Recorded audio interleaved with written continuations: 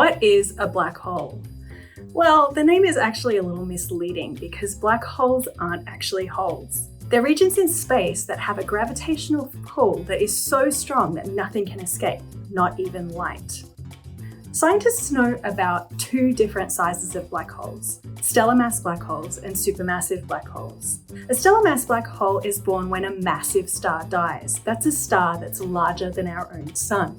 These stars burn up all the nuclear fuel in their cores, and this causes them to collapse under their own gravity.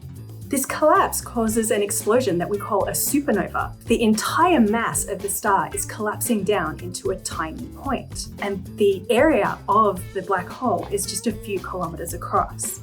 Supermassive black holes can have a mass of millions to tens of billions of stars. Scientists believe that every galaxy in the universe contains a supermassive black hole. That's up to 1 trillion galaxies in the universe. But we don't know how these supermassive black holes form, and this is an area of active research.